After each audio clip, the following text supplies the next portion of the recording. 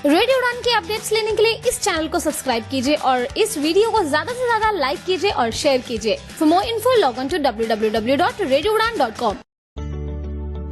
क्या आप चाहते हैं कि आपकी आवाज को सुना जाए?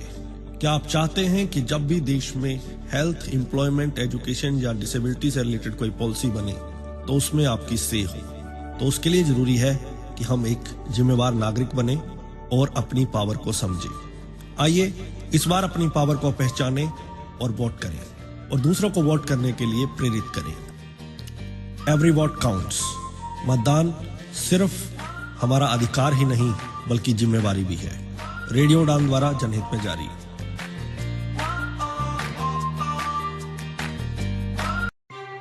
जय दोस्तों, नमस्कार, आदाब, सत श्री अकाल। मैं दानिश महाजन प्रोग्राम बदलता दौर में आपका स्वागत करता हूं। एक नई सीरीज हम लोग शुरू कर रहे हैं। आप लोगों ने बार बार मुझसे बोला है कि आपको फाइनेंशियल इंडिपेंडेंस पर एक प्रॉपर सीरीज लानी चाहिए डिसेबिलिटी के पर्सपेक्टिव से, और हमें बताना चाहिए कि इसके मायने क्या है, क्या हमारे लिए ये जरूरी है, कितना जरूरी है, और किस तरह से हम अपनी बजटिंग कर सकते हैं, किस तरह से सेविंग कर सकते हैं, क्या सेविंग पॉसिबल है इस एक्सपेंसिव दौर में। इन सभी चीजों के सवाल मिलेंगे आपको एक सीरीज में। हम 3 या 4 एपिसोड की एक सीरीज करेंगे जिसमें अलग अलग टॉपिक्स पर हम बात करेंगे। इस सीरीज में 2 दिग्गज फाइनेंशियल कोच हमारे साथ रहेंगे जो अपने एक्सपीरियंस से, अपने टैलेंट से आप लोगों की क्वेरीज को सॉल्व करेंगे और अपना पर्सपेक्टिव रखेंगे। इस सीरीज के दौरान अगर आपका कोई भी क्वेश्चन है तो आप हमें यूट्यूब पे लिख सकते हैं, मुझे व्हाट्सएप कर सकते हैं 9463668196 पर। आज का जो हमारा टॉपिक है पहले शो का, वो है financial independence for persons with disabilities. कितनी इंपॉर्टेंट है ये, इस पर बात करेंगे डिटेल में। 2 बड़े नाम इस इंडस्ट्री के जिनसे आपको मैं मिलवाने जा रहा हूं। हमारे साथ रहेंगे इस सीरीज के दौरान ऋषभ देसाई जी, जो रूपी विद ऋषभ इन्वेस्टमेंट सर्विसेज के फाउंडर हैं, म्यूचुअल फंड डिस्ट्रीब्यूटर हैं और एक जाना माना नाम है। इन्हें आप मीडिया की दुनिया में रोजाना सुनते रहते हैं। हमारे साथ दूसरा जो नाम है, जो हमारे दूसरे एक्सपर्ट हैं, पीयूष रखेचा जी हैं, जिन्हें आप रेडियो उड़ान पर सुनते रहते हैं। Piyush royal eastern financial services के फाउंडर हैं, फाइनेंशियल कोच हैं और डिसेबिलिटी कम्युनिटी में भी वेबिनार करते रहते हैं फाइनेंशियल सर्विसेज के ऊपर। आप दोनों का रेडियो उड़ान पे बहुत बहुत स्वागत। दानिश जी, आपका बहुत बहुत शुक्रिया शो पर बुलाने के लिए। दानिश जी, बहुत बहुत शुक्रिया। मैं पहले भी बहुत सेशन आपके साथ में कर चुका हूं, फिर एक बार आने में मुझे बहुत खुशी है। ऋषभ जी, सबसे पहले आप अपने आप को इंट्रोड्यूस कीजिए और आपके शब्दों में फाइनेंशियल इंडिपेंडेंस क्या है ये हमारे लिसनर्स को बताएं। दानिश जी, मैं 2008 से फाइनेंशियल सर्विसेज इंडस्ट्री में हूँ, म्यूचुअल फंड और फाइनेंशियल प्लानिंग इंडस्ट्री में हूँ मैं। और ये पूरे जर्नी में मैंने काफी सारे उतार चढ़ाव मार्केट के देखे हैं। मैंने अपना करियर जनवरी ऑफ 2008 से चालू किया था, which was at the peak of the market बोल सकते हैं। और मैंने 2008 में जब मार्केट क्रैश हुआ, मिड और एंड में 2008 में जो भयानक ग्लोबल फाइनेंशियल क्राइसिस आई, मैंने देखा है। एक बहुत ही अच्छा चीज मुझे इसमें सीखने को मिला है कि जब मार्केट में उतार और चढ़ाव, पर्टिकुलरली जो उतार डाउनसाइड जो आता है, उसमें कभी घबराना नहीं होता है। एक्चुअली वो ही एक मोटिवेशन था मुझे ये इंडस्ट्री में आने के लिए। उस काफी मुझे सीखने मिला, क्योंकि मैंने ये समझा कि जब हम सही समय पे मार्केट में इन्वेस्ट करते, जब मार्केट गिरा हुआ रहता है, जब हम सही समय पे हम इन्वेस्ट करते, तो जब मार्केट ऊपर जाता है तो कितना छप्पड़ फाड़ के हमें पैसा कमाने का मौका देता है। मैंने काफी जॉब्स किया है मैंने इंडस्ट्री में, और करीबन 2018 में, दिसंबर 2018 में मैंने अपना कंपनी मैंने शुरू किया, म्यूचुअल फंड डिस्ट्रीब्यूशन का, वेल्थ मैनेजमेंट का और फाइनेंशियल प्लानिंग का। मैं एक डिसेबल्ड पर्सन हूँ, डिफरेंटली एबल्ड पर्सन हूँ। मुझे जीएनई मायोपैथी एक नाम का एक जेनेटिक हेरिडिटरी डिसेबिलिटी है, मुझे डिसऑर्डर है। बेसिकली ये क्या करता है कि over the period of time, आप जब 18 साल के हो जाते हो, बेसिकली आप जब 18 साल और 18 साल के बाद, ये कभी भी किसी को हो सकता है, 20s बोलो, 30s, 40s, 50s, 60s और 70s में भी कभी भी किसको हो सकता है। ये बेसिकली मस्कुलर डिस्ट्रोफी, एक लेमन की लैंग्वेज में बोला जाए तो एक मस्कुलर डिस्ट्रोफी भी बोला जाता है, बट इसका पर्टिकुलरली नाम है जीएनई मायोपैथी। एक स्लो डिटोरिएटिंग मसल डिसऑर्डर है और मुझे करीबन 16-17 साल से मुझे ये डिसेबिलिटी है और एज वी स्पीक मैं कंप्लीटली व्हीलचेयर बाउंड हूं मैं, बट मेरा जो डिटर्मिनेशन है, जो काम के प्रति जो श्रद्धा है, मेरा जो मोटिवेशन है, वो कभी भी मेरे जीवन में कम नहीं हुआ है। मैं मानता हूं कि ये जो डिसेबिलिटी है नेचर्स कॉल है, नेचर्स कॉल बोलो कि डेस्टिनी बोलो कि आपको लक, बैड लक बोलना है, बैड लक बोल लो, बट ये बेसिकली एक नेचर्स कॉल है, राइट। आपको अच्छा लगे या ना लगे, कुदरत ने आपको दिया, आपको एक्सेप्ट करना है। इंग्लिश में कहावत है ना, there is no point crying over spilled milk. अगर दूध का ग्लास गिर जाता है तो अभी वो जो गिर गया है दूध, उसके ऊपर रोने के क्या बोलते हैं कि जो गिर गया वो गिर गया, उस पर अभी रो के मतलब नहीं है। नया ग्लास लो, दूध भरो, आगे बढ़ो। सो मेरा यही सभी डिसेबिलिटी ग्रुप्स और मेंबर्स और पीपल विद डिसेबिलिटी से यही गुजारिश है कि जस्ट बिकॉज आप डिसेबल्ड हो, लाइफ का एंड नहीं है। Moving on in life, accepting things in life, of course it is very difficult to accept things, back of the mind चलते ही रहता है, बट उसको आपको एक दिमाग के पीछे एक बॉक्स में डालना पड़ता है और जीवन में आगे बढ़ना पड़ता है। That is something what I truly believe in. मेरे लिए फाइनेंशियल इंडिपेंडेंस बहुत ही महत्व का टॉपिक है, क्योंकि जब भी आप किसी पे भी डिपेंडेंट होते हो, जहां आपके परिवार हो, फ्रेंड्स हो कि डिस्टेंट रिलेटिव्स हो, कि आपके खुद के माँ बाप पे भी आप अगर फाइनेंशियली डिपेंडेंट होते हो तो आप अल्टीमेटली उनके इशारों पे ही आपको नाचना पड़ता है। ये मैं सिंपल भाषा में आपको, ये बहुत मैं ब्लंट बोल रहा हूं बट ये सत्य है। जब भी आप किसी भी फाइनेंशियली डिपेंडेंट होते हो तो उनके हिसाब से आपको जीवन आपका गुजारना पड़ता है। If you want to live a life on your own terms, I think being financially independent, आपका जीवन आपके कंट्रोल में रहना, और आपका जीवन आपके कंट्रोल में कब रहता है, जब आपके पास आपके हाथ में अच्छा खासा पैसा हो, तब आपका जीवन पूरी तरह से आपके कंट्रोल में होता है। So financial independence for me बहुत इंपॉर्टेंट हो जाता है, क्योंकि ये जो डिपेंडेंसी है ये बहुत ही खतरनाक चीज है और वो आपके जीवन को बहुत ही बुरी तरह से जकड़ के रख देता है और आपको एक तरीके से जेल में बंद करके रख देता है। सो मेरे लिए financial independence is basically to do things the way I want to live my life on my own terms. Perfect. Piyush ji, आपसे चाहूंगा कि आप भी अपने आप को इंट्रोड्यूस करें और आपके मायनों में फाइनेंशियल इंडिपेंडेंस क्या है आप भी बताएं। हालांकि आप फेमिलियर नेम है, लेकिन नए लिसनर जुड़ते रहते हैं, तो आप अपने आप को इंट्रोड्यूस करें। थैंक यू दानिश जी। तो मैं पैदा हुआ था रेटिनाइटिस पिगमेंटोसा के साथ। मेरा विजन उस समय बहुत बेटर था जब मैं पैदा हुआ, और मेरे स्कूलिंग के टाइम पे, स्पेशली इनिशियल स्कूलिंग के टाइम पे, प्राइमरी और सेकेंडरी स्कूल।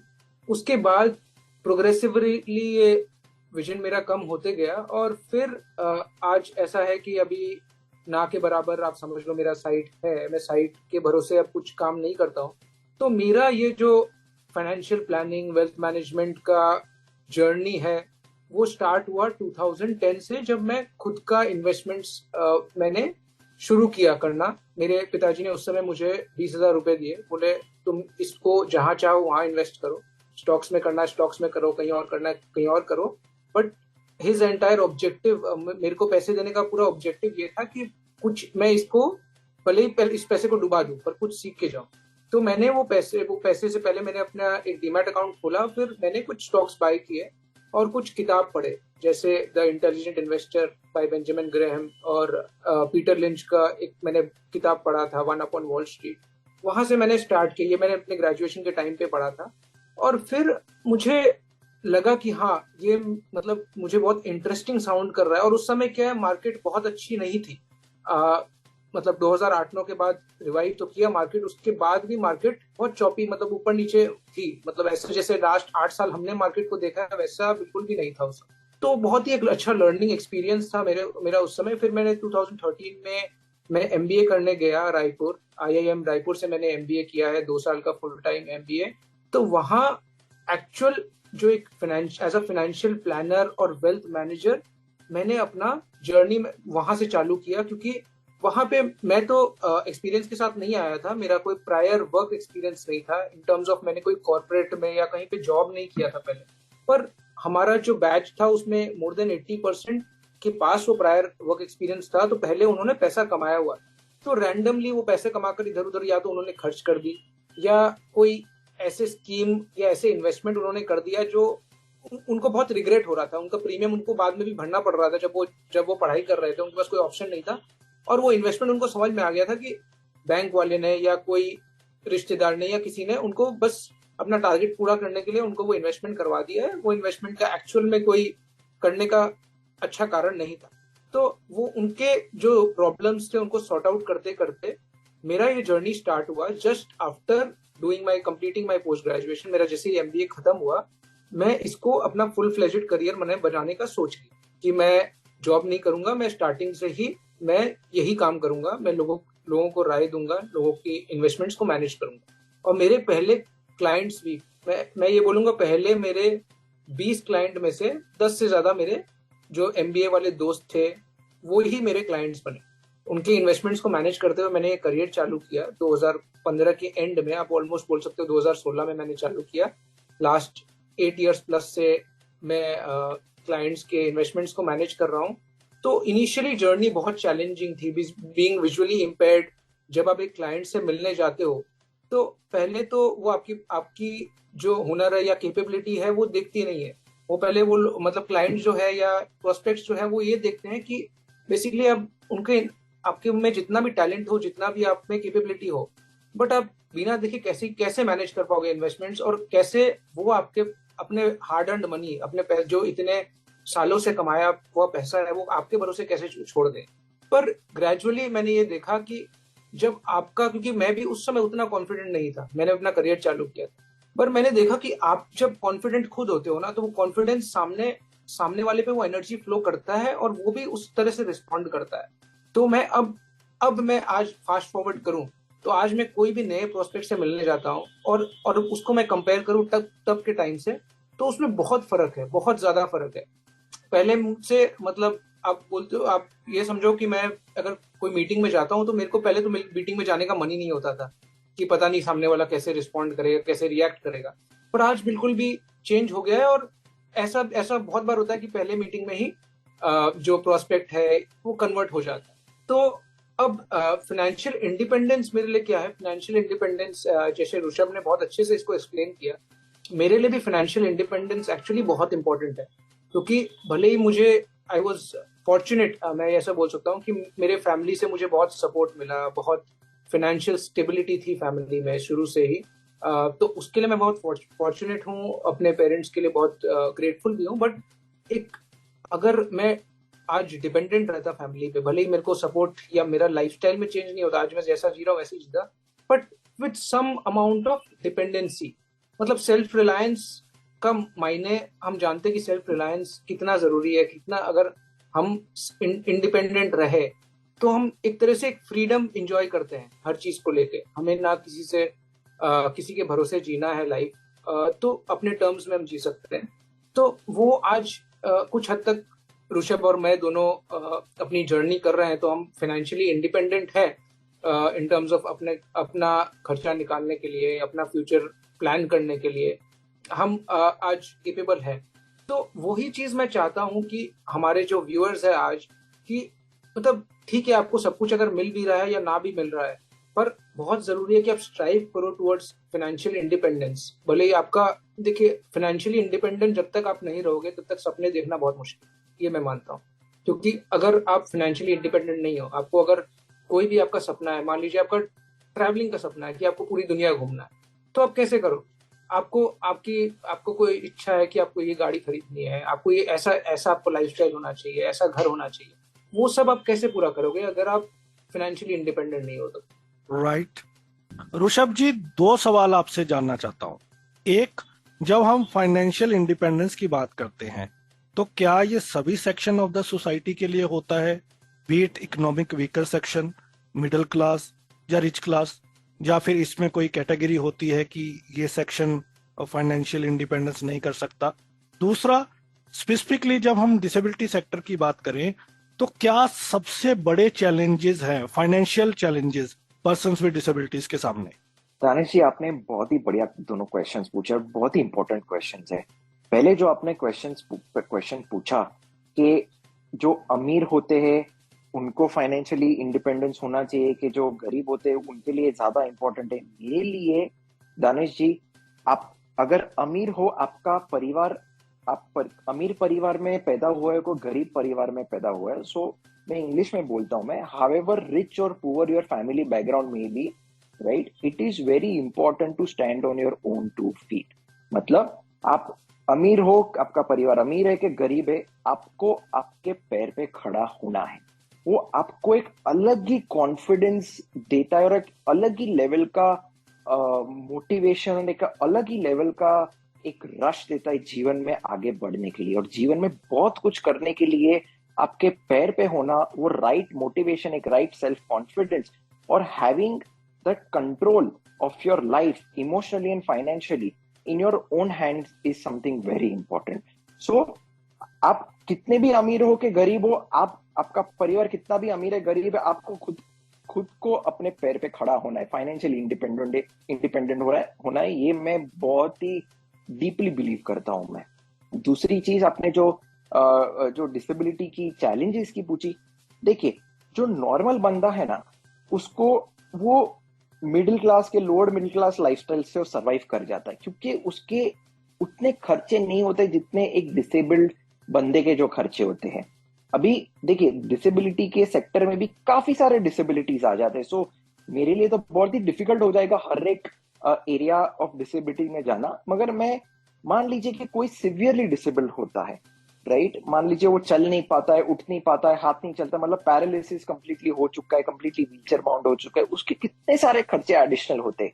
मतलब उसको एक व्हीलचेयर का जरूरत पड़ता है, उसको घर में शायद से एक हॉइस्ट का जरूरत पड़ता है, प्रॉपरली डिसेबल फ्रेंडली बाथरूम में काफी सारे वॉश बेसिन से लेके कमोड से लेके डिसेबल फ्रेंडली इक्विपमेंट चाहिए रहते हैं, डिसेबल फ्रेंडली बेड चाहिए रहता है, डिसेबल फ्रेंडली कार चाहिए रहता है, राइट। सो और डिसेबिलिटी घर में होने से तो एक हमें एक फुल टाइम हेल्प की भी जरूरत पड़ती है, फिजिकल फुल टाइम हेल्प, तो उसका भी एक बड़ा खर्चा आ जाता है। सो मेरे हिसाब से जो नॉर्मल बंदे का जो खर्चा होता है, राइट, उससे तो काफी ज्यादा खर्चा डिसेबिलिटी, क्योंकि unfortunately India is not a very disable friendly country, is not a very accessible friendly country, is not a very pension friendly और एन इंश्योरेंस फ्रेंडली कंट्री। चलो आपको बेसिक इंश्योरेंस वगैरह तो मिल जाता है, मगर इंश्योरेंस इतने सारे चीज को कवर नहीं करता है जितना इंश्योरेंस वेस्ट में, यूएस और यूरोप में कवर कर लेता है, राइट।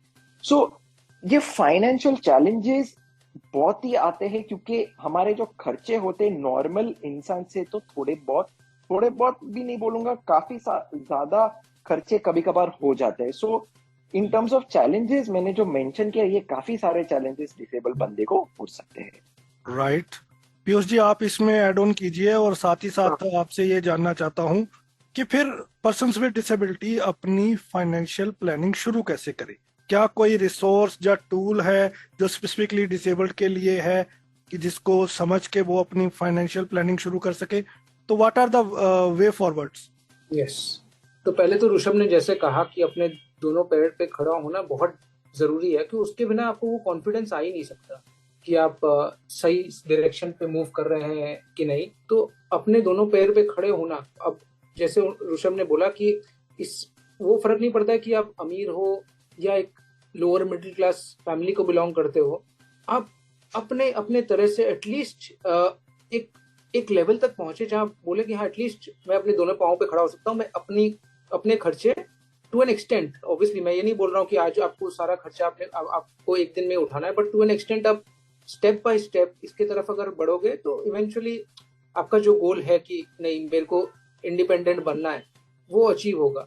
और इसमें और पर्सन्स विद डिसेबिलिटी में जैसे ऋषभ ने अपना पर्सपेक्टिव दिया in terms of having severe disability, मैं कंपेयर्ड टू ऋषभ मैं बोलूंगा कि एज ब्लाइंड पर्सन इतना सिवियर नहीं है disability in terms of, but मतलब ये मैं बोलूंगा, अगर आप घर के अंदर हो, 4 दीवारों के अंदर रहते हो, तो ऐसा नहीं है कि compare to a regular person हमारे खर्चे कुछ ज्यादा है इन टर्म्स ऑफ, हमको बिना हाउस हेल्प के भी हम मैनेज कर सकते हैं।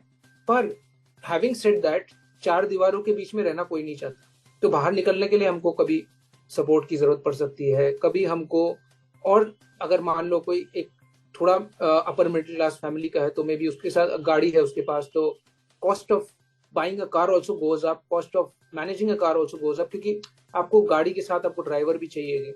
तो जैसे जैसे आप घर से बाहर निकलोगे, बाहर की दुनिया में स्टेप आउट करोगे, तो खर्चे बहुत बढ़ जाते हैं। इन्फ्लेशन एक्चुअली हिट करती है, जो महंगाई जिसको बोलते हैं वो हिट करती है इन टर्म्स ऑफ जो लोगों की खर्चे हैं और हमारे खर्चे, जैसे ऋषभ ने भी बताया, उसमें बहुत फर्क है।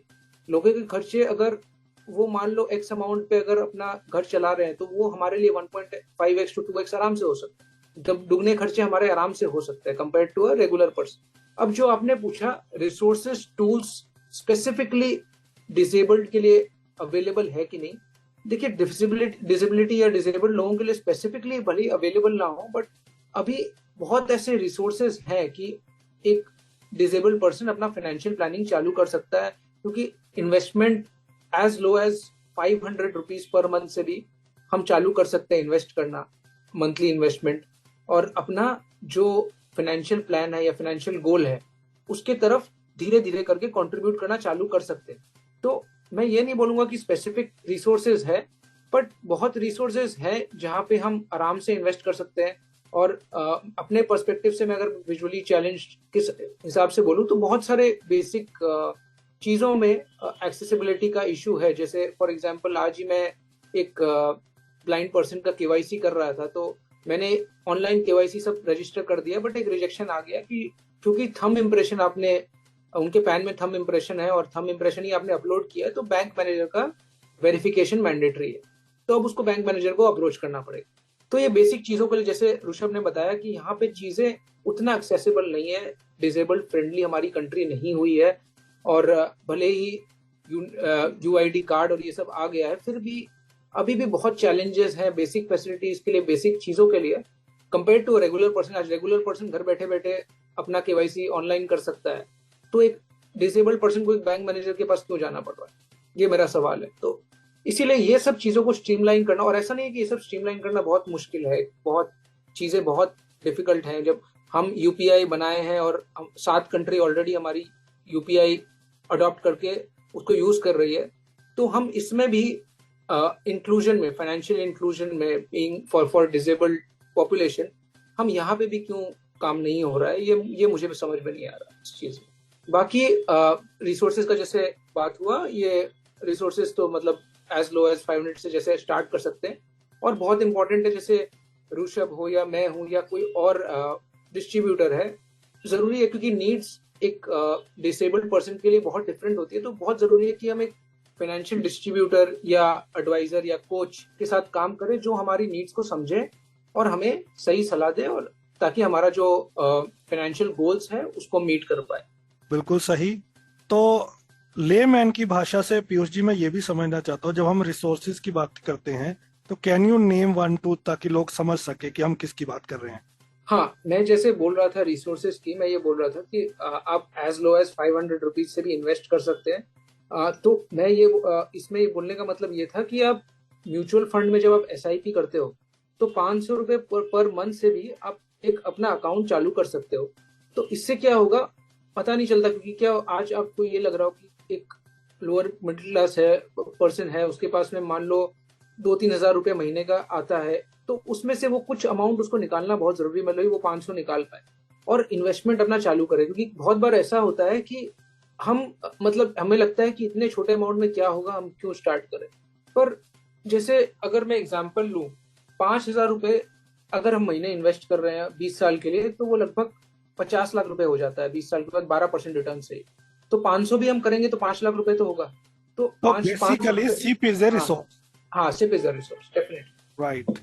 ऋषभ जी आप इसमें जरूर ऐड कीजिए अपनी बात। साथ ही साथ क्या किसी तरह की किसी स्ट्रेटजी को भी हमें अवेल करना पड़ता है जब हम फाइनेंशियल प्लानिंग के लिए जाते हैं? क्या किस तरह की स्ट्रेटजी होनी चाहिए जब हम फाइनेंशियल प्लानिंग के बारे में सोच रहे हैं? हाँ दानिश जी, पीयूष ने बहुत ही अच्छी तरह से ये एक्सप्लेन किया एक्चुअली कि आप एज लो एज 500 रुपीज से भी आप स्टार्ट करते हो प्रति महीने एसआईपी रूट से म्यूचुअल फंड्स में। तो पीयूष ने काफी अच्छे से इन्फ्लेशन का भी एक टॉपिक टच किया है। मैं उसमें से एक छोटा सा एक उदाहरण में देना चाह रहा हूं। मैं देखिए, आज अब अपने कंट्री में इन्फ्लेशन ऑन एन एवरेज 6-7% है एनुअली, राइट। और जैसे जैसे हमारे केस में जैसे जैसे महंगाई बढ़ती जा रही है, हम देख रहे, तो हमारा इन्फ्लेशन काफी इजीली 7% से तो ज्यादा ही होगा, अराउंड 9%, 10%, कभी कभार 11% भी हो सकता है। मैं एक छोटा सा एक एग्जांपल में इन्फ्लेशन के टॉपिक पे मैं देना चाह रहा हूँ, एक छोटा सा एक आई ओपनर में देना चाह रहा हूँ। मैं मान लीजिए कि किसका 50,000 रुपीज का एक्सपेंडिचर है पर मंथ का, राइट। सब मिला के खर्चे, सब 50,000 के खर्चे, और वो बंदा 30 इयर्स का है, राइट। तो आप यकीन नहीं करेगा, अगर मैं 7% इन्फ्लेशन में अकाउंट करता हूं मैं, तो जब यही 30 साल का बंदा 60 साल पे पहुंचता है, रिटायरमेंट की एज पे पहुंचता है, जो उसका करंट एक्सपेंडिचर है 50,000 रुपीज पर मंथ का, वो 60th ईयर पे 3,80,000 रुपीज पर मंथ उसका एक्सपेंडिचर आ जाता है। तो आप ये सोच सकते हैं कि ये इन्फ्लेशन एक साइलेंट किलर है जो अपने बटवे को ऐसे खाता है। मतलब जो जब ट्रेन में जब कोई पॉकेट मार आता है, अपने को पता भी नहीं चलता है कि किस तरीके से अपना पॉकेट काटा और बटवा निकाल के लेके गया। इन्फ्लेशन है ऐसा है, basically it is a silent killer.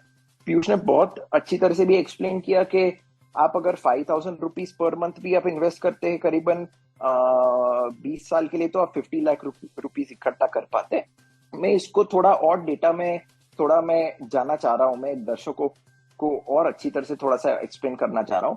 मान लीजिए, चलो 5,000 रुपीज आप कर सकते हो, there is no doubt about it. मगर आप मान लीजिए आज आपका इंडिया का जो पर कैपिटा इनकम है करीबन 2,200 के 2,500 यूएस डॉलर्स का पर कैपिटा एनुअल इनकम आ जाता है, राइट।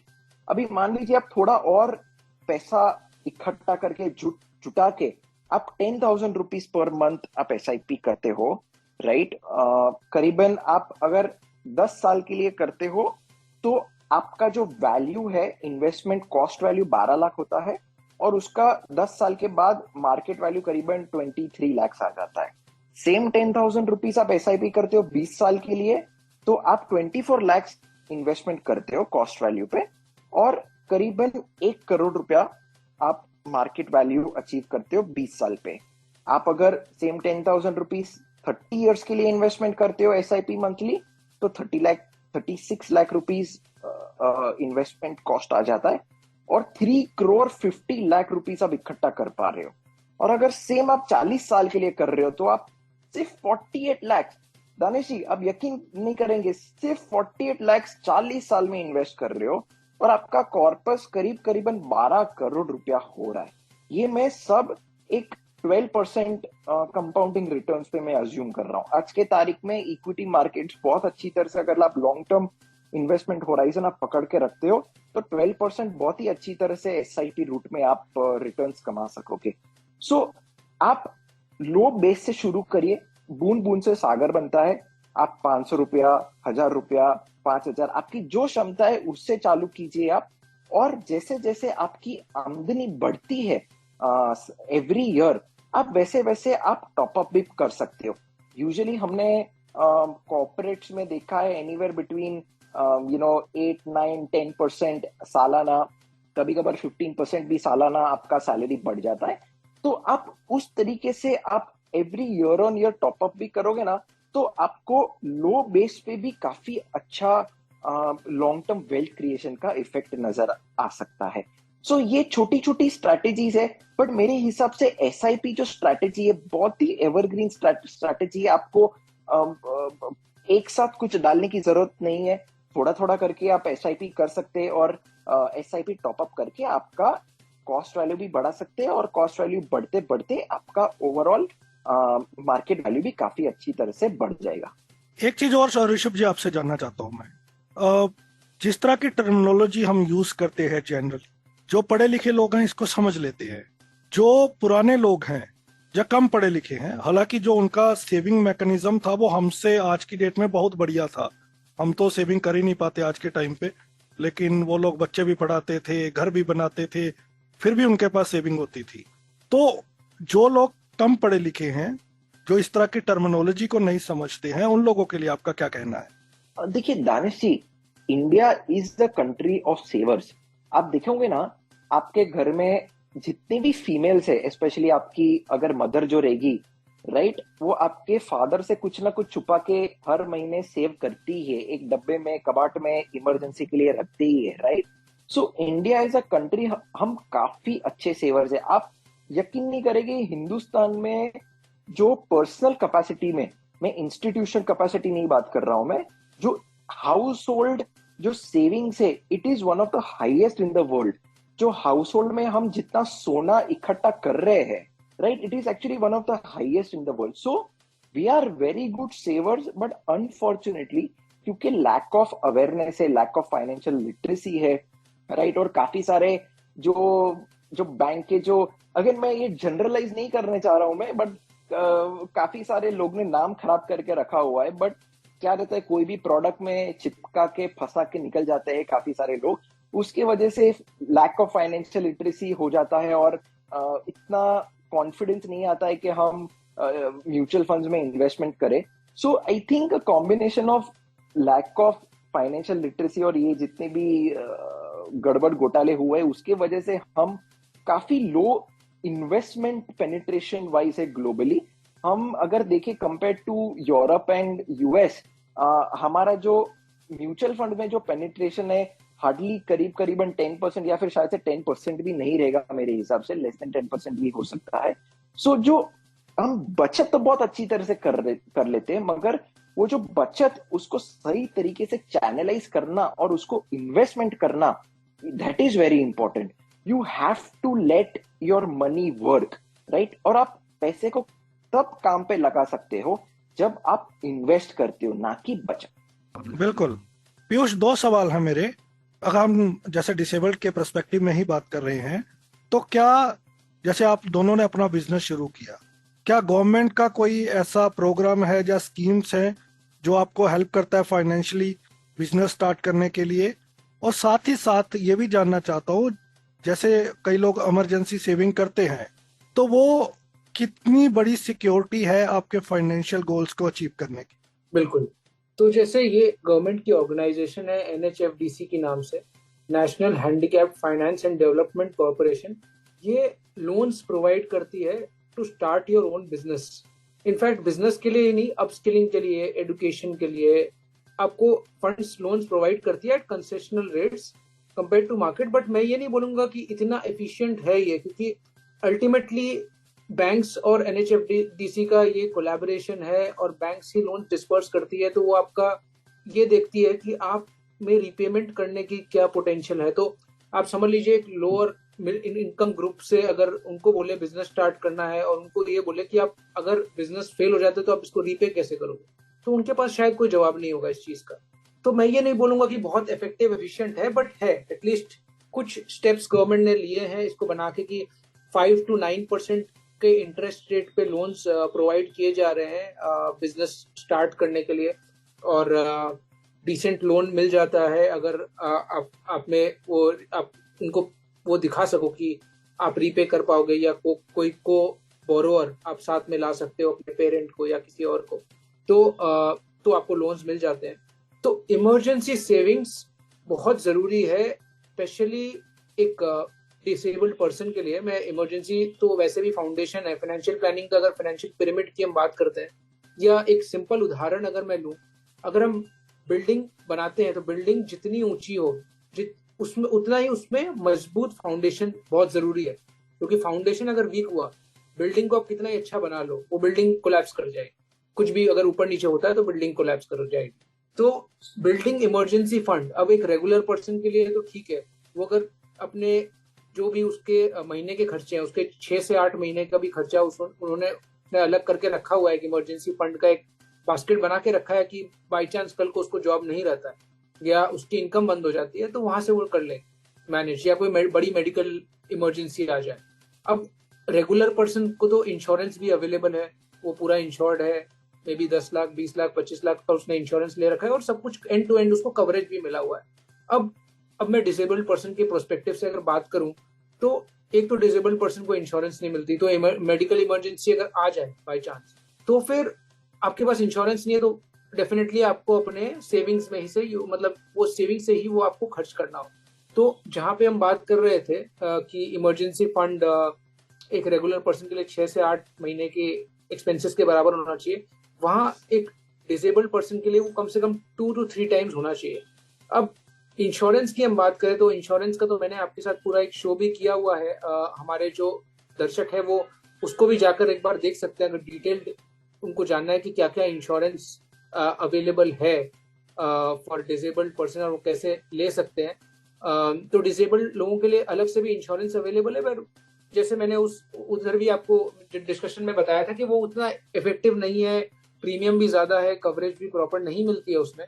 तो मेरा मतलब वर्डिक्ट यही था कि अगर वो पॉलिसी लेना उससे अच्छा तो एक रेगुलर पॉलिसी लेना बेटर है, क्योंकि अगर आप रेगुलर पॉलिसी का प्रीमियम 8-9 हजार आता है 5 लाख के पॉलिसी के लिए एक यंग पर्सन में भी 30 से 35 साल के पर्सन के लिए, वहीं एक डिसेबल्ड पर्सन के लिए या पीडब्ल्यूडी वाला जो स्पेशल पॉलिसी है जो केयर हेल्थ ने भी लॉन्च किया है और 2-3 और कंपनी यूनाइटेड इंश्योरेंस ने भी लॉन्च किया है, उसका प्रीमियम स्टार ने भी लॉन्च किया, तो उसके प्रीमियम एनीवेयर बिटवीन 20,000 से लेके 40-50,000 तक चला जाता है। मतलब anywhere between 3 to 5 times regular policy का प्रीमियम देना पड़ता है एक डिसेबल्ड स्पेसिफिक पॉलिसी लेने के लिए, जहां पे आपको डे 1 से सब कवरेज, डे 1 से तो नहीं बोलूंगा बट 2 साल बाद एटलीस्ट आपको सब कुछ कवर मिल जाता है।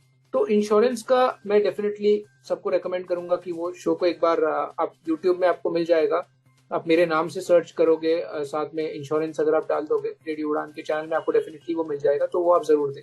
बिल्कुल ऋषभ जी, अब इन सारी चीजों में 2 चीजें बड़ी इंपॉर्टेंट हैं, वो है मिसकंसेप्शंस, मिथ्स, चाहे वो फाइनेंसिस को लेके हो चाहे डिसेबिलिटी को लेके हो। तो किस तरह के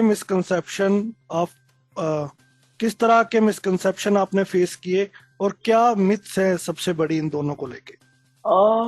ये काफी मुश्किल क्वेश्चन है एक्चुअली, क्योंकि क्या रहता है ना, हर एक इंसान का एक्सपीरियंस अलग रहता है, अनुभव अलग रहता है, तो वो अपने जीवन में काफी अलग अलग तरीके से मिसकंसेप्शंस और मिथ्स एनकाउंटर करते हैं, राइट? सो आई थिंक और ये मैं मिसकंसेप्शन और मिथ दोनों को मैं एक्चुअली थोड़ा बहुत मैं कंबाइन में कर लेता हूँ। क्या रहता है ना कि एक रॉन्ग नोशन है कि आपको एक बड़ी रकम चाहिए वेल्थ क्रिएट करने के लिए। मैं ये बोलता हूँ, जैसे पीयूष ने भी पहले कहा था कि आप छोटी रकम से भी स्टार्ट कर सकते हैं। म्यूचुअल फंड एक मात्र ऐसा व्हीकल है आप नॉमिनल अमाउंट 500 रुपीज से आप स्टार्ट कर सकते हो। आप जितने भी मार्केट में प्रोडक्ट्स देखो, राइट, वो ज्यादा करके 10 लाख 25 लाख 50 लाख 1 करोड़ ऐसे इन्वेस्टमेंट आप करो तब जाके वो प्रोडक्ट्स में आप इन्वेस्ट कर सकते हो। मगर म्यूचुअल फंड पूरे बैरियर को कट कर देता है, वो अमीर नहीं दिखता है, गरीब नहीं दिखता है, वो सबको अपॉर्चुनिटी देता है, right? So you can start investing in mutual fund at a nominal amount of 500। दूसरी चीज, कोई सही उम्र नहीं होती है मेरे हिसाब से। मतलब आप ऑफ कोर्स कंपाउंडिंग के लिए time is the best friend, तो आप जितना जल्दी स्टार्ट करो उतना आप समय दे पाओगे कंपाउंडिंग के लिए, उतना आपका वेल्थ उतनी मैग्नीट्यूड में कंपाउंड होके बड़ी होके आपको हाथ में देगी करीबन 25-30-35 साल के बाद, राइट? मगर मान लो कि आपने अगर बस मिस कर दिया, मान लो कि आप 25 साल के नहीं रहे, अभी आप फिलहाल आप 35 के हो के 40 के हो के 45 के हो, आप तब भी इन्वेस्टमेंट कर सकते हो। म्यूचुअल फंड्स मतलब इक्विटी मार्केट नहीं होता है। म्यूचुअल फंड्स में इक्विटी भी होता है, मतलब शेयर मार्केट में भी इन्वेस्ट होता है, गोल्ड में भी इन्वेस्ट हो जाता है, फिक्स डिपॉजिट जैसे जो फिक्स्ड इनकम प्रोडक्ट्स है, डेट म्यूचुअल फंड्स जिसे बोलते हैं, जो कॉर्पोरेट बॉन्ड फंड्स और गवर्नमेंट बॉन्ड्स में भी इन्वेस्ट करते हैं, वो एक टाइप के एक एफडी होते हैं, वो उसमें भी इन्वेस्ट करते हैं। आप ऑफशोर मतलब आपको अमेरिका में भी इन्वेस्ट करता है, क्योंकि हमने ये भी देखा है कि डॉलर काफी स्ट्रांग हो रहा है। अगर किसको डॉलर का भी एडवांटेज लेना है तो और यूएस के जो कंपनीज एप्पल हो गया, टेस्ला हो गया, राइट, उसमें भी यूएस मार्केट में भी इन्वेस्ट कर सकते हैं. सो मेरे हिसाब से I think one should start early. ये मैं पहले ही मैं बताना चाह रहा हूँ. आप अगर यंग हो, 20-25 हो, तो तुरंत आप स्टार्ट करिए. और दूसरी चीज, एक बड़ी मिसकंसेप्शन फाइनेंशियल सर्विसेज में होती है कि कि आपको यूलिप लेना है. मतलब आप काफी सारे हाउस होल्ड में देखोगे ना कि यूलिप एज अ प्रोडक्ट काफी सारे लोग बेचते हैं कि ULIP is also very important. नहीं, मैं वापस बोलता हूँ, मैं इंश्योरेंस एक्सपर्ट नहीं हूं, मगर पीयूष ने बहुत अच्छी तरह से जो इंश्योरेंस का जो समराइज किया है, मैं ये एडिशनली बता रहा हूं मैं कि ULIP is a combination of जो इन्वेस्टमेंट होता है और इंश्योरेंस होता है. अभी जब आप दोनों हाइब्रिड मिक्स करते हो तो that does not necessarily mean कि आपको इंश्योरेंस का भी पूरा बेनिफिट मिलेगा और इन्वेस्टमेंट का भी बेनिफिट नहीं मिलेगा. ये एक बहुत ही बड़ा मिसकंसेप्शन है कि आप यूलिप लेते हो तो इन्वेस्टमेंट का भी बेनिफिट मिल जाता है और इंश्योरेंस नहीं. आपको पूरी तरीके से इंश्योरेंस का बेनिफिट चाहिए तो आप प्रॉपर इंश्योरेंस पॉलिसी लीजिए. टर्म इंश्योरेंस हो कि मेडिक्लेम हो, और आपको पूरी तरीके से अगर आपको इन्वेस्टमेंट का बेनिफिट लेना है, मतलब रिटर्न्स वाइज अगर आपको वेल्थ क्रिएट करना है, तो आप अलग से अपना इन्वेस्टमेंट का पोर्टफोलियो बनाइए. सही. Piyush, would you like to add anything? Yes. तो अभी क्या हो रहा है कि कंज्यूमरिज्म जैसे बहुत बढ़ गया है, तो कंज्यूमरिज्म बढ़ने के कारण इंडिया में savings is taking a hit. जैसे ऋषभ ने बोला कि आप 25 साल की उम्र से अगर इन्वेस्टमेंट चालू करो, वो ऐसा एज है, 22 साल 25 साल ऐसा एज होता है जहाँ पे हम सोचते हैं कि अभी हम हमारे फ्यूचर की चिंता करने की अभी हमको जरूरत नहीं है, वो हम आगे चिंता करेंगे.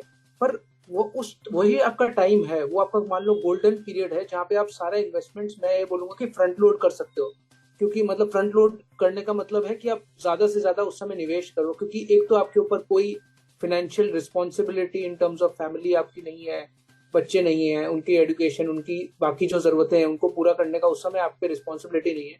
तो उस समय मैंने देखा है कि बहुत ऐसे लोग हैं, भले ही वो समझ लीजिए उनका इनकम होगा महीने का 50,000 1 लाख रुपए, घर के खर्चे उनके कुछ है नहीं, मान लो 10,000 15,000 में वो खर्चा निकाल रहे हैं, पर वो चूंकि उनका मतलब बेसिक नीड्स पूरा हो रहा है उससे, वो बाकी को मतलब एंजॉय करने के पॉइंट ऑफ व्यू से एक वैसे उसको इधर उधर रैंडमली उसको खर्चा कर दे रहे हैं.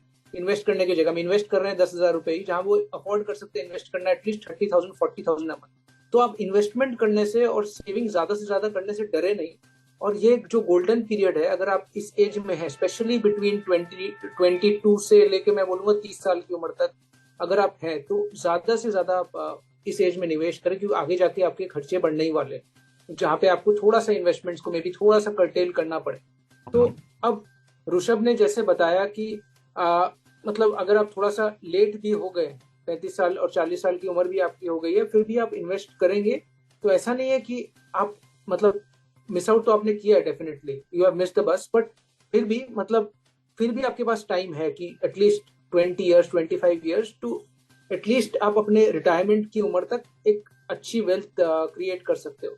और एक मिसकंसेप्शन जो मेरे को लगता है कि लोगों को ये लगता है कि हम डिपेंडेंट नहीं है, ठीक है, हम इंडिपेंडेंट है, तो हम जो है आज में जिए, हम अपनी फ्यूचर की तो बाद में चिंता करेंगे, हम आज तो एंजॉय कर ले पूरी तरह से. तो वो भी एक कॉन्सेप्ट मेरे को लगता है गलत है.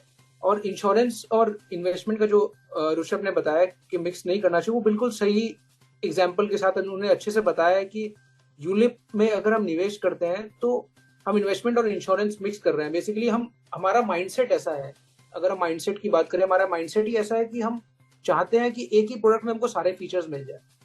तो हमें लगता है कि हमने कुछ परचेज किया है और अगर हमको सारे फीचर्स एक में मिल गया, मतलब that is a value buy, that is a good bye.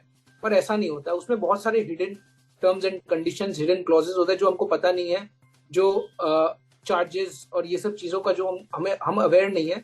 और जितना ज्यादा मिक्स्ड प्रोडक्ट आप बाय करोगे या आप हाइब्रिड प्रोडक्ट बाय करोगे जहाँ पे बहुत सारी चीज है, वहां उतना ज्यादा कंफ्यूजन और उतना ज्यादा उस प्रोडक्ट को समझना मुश्किल है. और इनफैक्ट आपका कोई भी पर्पस या ऑब्जेक्टिव जो भी आप कर रहे हो, अपना आप इंश्योरेंस उससे पूरा कर पा रहे हो अपना, ना अपना इन्वेस्टमेंट का नीड पूरा कर पा रहे हो.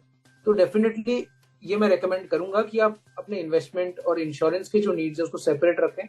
इंश्योरेंस आपको लेना है तो एक मेडिकल इंश्योरेंस जैसा भी आपको पॉलिसी मिलता है, और इसमें तो आप कनेक्ट कर ही सकते हैं मुझसे, तो वो एक करें। और एक टर्म इंश्योरेंस भी जरूरी है, अगर मिल सकता है तो वो भी बहुत इंपॉर्टेंट है। और उसके अलावा अपने इन्वेस्टमेंट्स की जो जर्नी है या जो भी आपको इन्वेस्ट करना है, वो SIP is a very good route. वो एक रूट आप डेफिनेटली एक्सप्लोर कर सकते हैं, ज्यादा से ज्यादा वहां निवेश कर सकते हैं हर मंथ। और बहुत ही सिस्टमैटिकली सब कुछ हो जाता है। और आजकल तो बहुत सिक्योर्ड भी है इन्वेस्टमेंट। अपने रेगुलेटर्स जो है सेबी, वो उनकी कड़ी नजर रहती है कि कोई भी माइल प्रैक्टिस नहीं हो। और अब एटलीस्ट हमारे इंडस्ट्री में, हमारा जो म्यूचुअल फंड इंडस्ट्री है, इस पर ट्रस्ट भी आ गया है कि भले ही कंपनी बड़ी हो छोटी हो, कम से कम फ्रॉड होने का चांसेस इसमें बहुत ही कम है।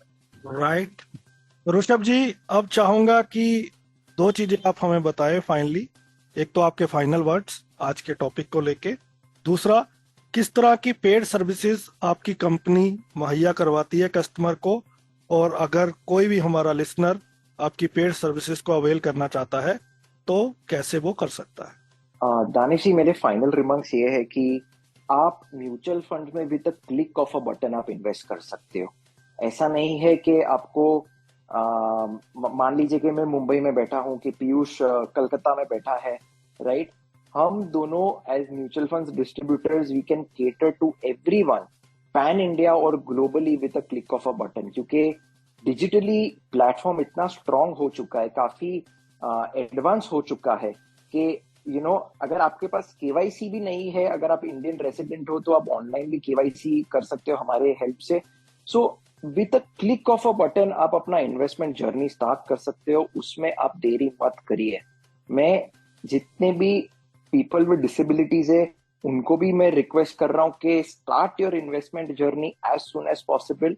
और उनके परिवार को भी मैं बताना चाह रहा हूं, अपने डिसेबल्ड बच्चे को जितना अच्छी तरीके से हो सके उतना सपोर्ट करिए, इमोशनली, फाइनेंशियली उनको मोटिवेट कीजिए अपने पैर पे खड़ा होने के लिए। क्योंकि अल्टीमेटली जितना, क्योंकि हमारा डिसेबल्ड कम्युनिटी ऐसा नहीं है कि कि हम वीक है, कि हमें समझ नहीं, हमें अपॉर्चुनिटीज नहीं मिलती है दानिश जी, राइट।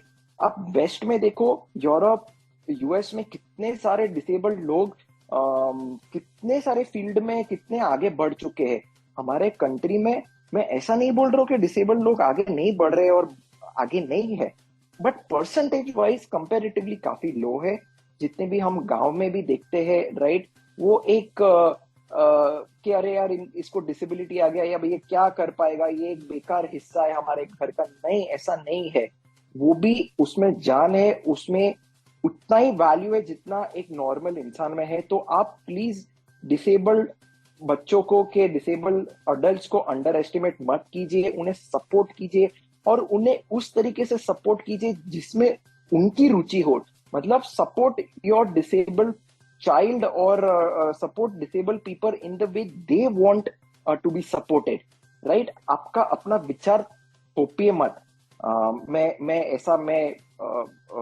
बहुत स्ट्रांगली बिलीव करता हूँ। और अगर आप मुझे कांटेक्ट करना चाह रहे हो तो आप मेरी वेबसाइट पे जा सकते हो www.rupivithrushabh.com। मैं फेसबुक, इंस्टाग्राम, ट्विटर जो कि एक्स, उस पे भी काफी फ्रीली अवेलेबल हूँ। आप मेरा नाम गूगल करेंगे ऋषभ देसाई, और ऋषभ देसाई के साथ आप म्यूचुअल फंड भी वर्ड ऐड कर देंगे तो काफी सारा मेरा मटेरियल आपको पढ़ने मिलेगा। So basically as a mutual fund distributor मैं अपने क्लाइंट्स को कुछ डायरेक्टली चार्ज नहीं करता हूं। मैं जो क्लाइंट मेरे थ्रू, जैसे कि स्टॉक मार्केट में जैसे स्टॉक ब्रोकर्स होते हैं, मैं एक म्यूचुअल फंड का एक ब्रोकर हूं। बट मैं ब्रोकर के तरीके से मैं काफी सारे सर्विसेज प्रोवाइड करता हूं, financial planning, wealth management, goal based investment planning, risk management, etcetera etcetera. So जिसको भी इन्वेस्टमेंट करा, आप मेरे थ्रू इन्वेस्टमेंट कराएंगे तो मैं आपको डायरेक्टली कुछ भी चार्ज नहीं करूंगा। मुझे एक छोटा सा कमीशन मिलता है म्यूचुअल फंड हाउस से, वो एनुअल बेसिस पे मैं कमा लेता हूँ। सेम पीयूष, आपसे जानना चाहूंगा, किसी को आपकी पेड सर्विसेज लेनी है तो क्या वे है, और आपके फाइनल वर्ड्स। हाँ, मेरे फाइनल वर्ड्स ये है, जैसे ऋषभ ने कहा कि डिसेबल्ड लोग जो है वो अभी मतलब पेरेंट्स भी उनके सपोर्ट कई बार नहीं करते हैं। मैं इसमें बहुत फॉर्चुनेट हूँ कि मुझे अच्छा सपोर्ट मिला। तो मैं ये भी रेकमेंड करूंगा कि हमारे जो लिसनर्स हैं, और इसमें दानिश जी आपका भी बहुत बड़ा रोल है, कि आपके कितने, आई थिंक 70,000 लिसनर्स हैं आपके आज टोटल सब्सक्राइबर्स अपने रेडियो उड़ान के। तो ये बहुत बड़ी चीज है, क्योंकि मैं ये बहुत फील करता हूँ, और आप इनफैक्ट आप भी यही मकसद था आपका चालू करने के टाइम पे, कि हमको ये फैसिलिटी जब हम यंग थे, जब हम स्कूल में थे, जब हम ग्रेजुएशन कर रहे थे, हमको पता ही नहीं था कि इतने सारे चीजें और इतने सारे अपॉर्चुनिटीज अवेलेबल है।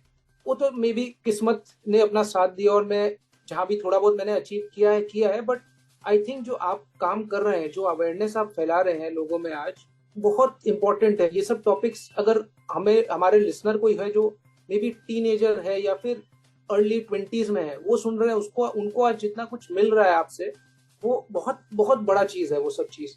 तो मैं फाइनल वर्ड्स मेरा यही रहेगा कि स्पेशली फैमिलीज के लिए, फैमिलीज अपने डिसेबल्ड बच्चों को या डिसेबल्ड अडल्ट उनके साथ में है, तो उनको सपोर्ट करें और उनको अपने पैरों पे खड़ा होने के लिए मोटिवेट करें, और बोले कि अब बहुत बार ऐसा होता है कि मैं अपने पर्सपेक्टिव से अगर बात करूं कि अगर मैं विजुअली इम्पेयर्ड हूं, तो मेरे ही अपने फैमिली ने बहुत बार ऐसा सोचा कि नहीं, इसको मतलब बाहर अकेला अगर हम भेजेंगे तो कुछ ना कुछ प्रॉब्लम इसको होगा।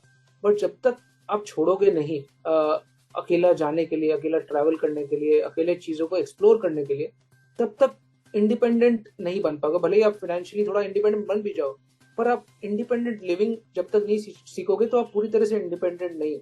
तो ये फैमिली का भी इसमें बहुत बड़ा रोल रहता है, और इंडिविजुअल का भी बड़ा रोल है कि इंडिविजुअल को भी थोड़ा स्ट्रांग रहना पड़ता है। अगर आप डिसेबिलिटी है आपको और आप स्ट्रांग रहोगे, तो अपने आप आपके आसपास के लोग हैं वो कन्विंस हो ही जाते हैं आपके कॉन्फिडेंस को देखकर। तो ये बहुत जरूरी है कि हम कॉन्फिडेंट रहें, और मैं जैसे ऋषभ और मैं लगभग सिमिलर सर्विसेज ही प्रोवाइड करते हैं। मैं भी फाइनेंशियल प्लानिंग, वेल्थ मैनेजमेंट और गोल बेस्ड इन्वेस्टमेंट्स करवाता हूँ, और जैसा ऋषभ करता है, हम दोनों ही क्लाइंट से कुछ चार्ज नहीं करते हैं अलग से। हमको जो सर्विसेज हम प्रोवाइड करते हैं, हमारे थ्रू जितने भी इन्वेस्टमेंट्स होते हैं उसके लिए हमको कंपनी से कमीशन मिल जाता है। तो वही हमारा रेवेन्यू मॉडल, मतलब हमारा सोर्स ऑफ अर्निंग वही है, वहीं से हमारी कमाई होती है। और इसके अलावा मैं इंश्योरेंस भी करता हूँ, बॉन्ड्स भी करता हूँ, और कुछ अदर फाइनेंशियल प्रोडक्ट्स भी मैं मतलब करता हूँ। बट मेरे ख्याल में अगर आप स्पेशली आप जर्नी अगर स्टार्ट कर रहे हो, तो म्यूचुअल फंड्स ही बेस्ट व्हीकल है जहाँ पे आप अपना इन्वेस्टमेंट की जर्नी की शुरुआत कर सकते हो। अगर आप बने रहोगे तो आप डेफिनेटली आपका एक्सपीरियंस इसमें बहुत अच्छा होगा। मुझे आप रीच आउट कर सकते हो मेरे मोबाइल नंबर पे, जो कि है 9748976371, और मेरे वेबसाइट का मैं बता देता हूँ, इट इज royaleasternfin.com। तो यहाँ पे आप मुझे रीच आउट कर सकते हो। Thank you so much Rishabh और पीयूष, आप दोनों का बहुत ही इम्पोर्टेंट बातें आपने शेयर की। और जैसे हमने पहले बताया कि ये एपिसोड 1 है, तो जैसे पीयूष ने लास्ट में कहा कि फैमिली का क्या रोल है, तो आई थिंक हम दूसरा जो एपिसोड फैमिली के ऊपर ही करने वाले हैं, कैसे फैमिली अपना रोल अदा कर सकती है, क्या फैमिली का रोल हो सकता है। थैंक यू सो मच आप दोनों का अपना कीमती समय देने के लिए। बहुत बहुत शुक्रिया दानिश जी। तो लिसनर्स, बात की आज हमने बदलता दौर में financial independence for persons with disabilities. अगले सप्ताह फिर होगी मुलाकात। इस शो को ज्यादा से ज्यादा शेयर करें, सुने, समझें और इन्वेस्टमेंट शुरू करें। किसी भी तरह की अगर सर्विसेज आपको चाहिए, दोनों गेस्ट का नाम आप सर्च कर सकते हैं गूगल पे, बहुत सारा मटेरियल आपको मिल जाएगा, और कई चीजें आई एम श्योर ऐसी होंगी जो हमने नहीं सोची होंगी, इस शो के माध्यम से हमें पता चली होंगी। तो बने रहना है आपको हमारे साथ रेडियो उड़ान पर। अगले सप्ताह होगी मुलाकात। दीजिए इजाजत, सुनते रहिए radio Udaan, flight of life. Bye bye. आज ऑफिस में महेश को खूब डांट पड़ी। वो जो अकाउंट्स में जो गलती थी, एक्चुअली वो गलती मेरी थी, पर हिम्मत ही नहीं हुई सबके सामने ऑफिस में गलती मानने की। कुछ बोल ही नहीं पाया मैं, और अब गिल्ट फील हो रहा है। डर लग रहा है, पर कल मैं बॉस को सच बोलूंगा। गलती तो है, मानूंगा नहीं तो सुधारूंगा कैसे, right?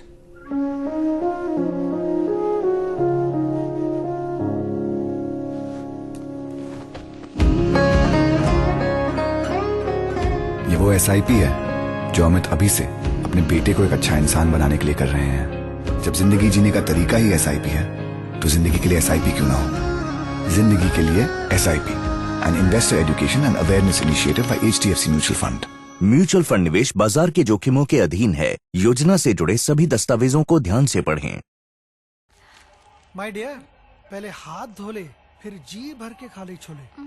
Hand wash reminder by hand ambassador Sachin Tendulkar का हाथ। Savlon Swasth India mission.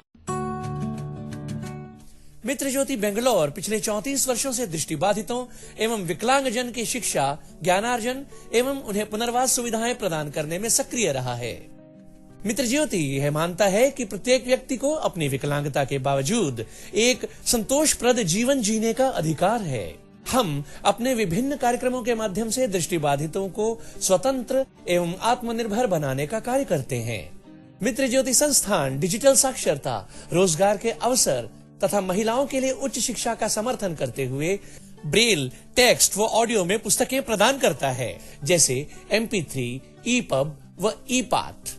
Mitra ज्योति से संपर्क करने के लिए हमें कॉल करें 08022587623 और 08022587625।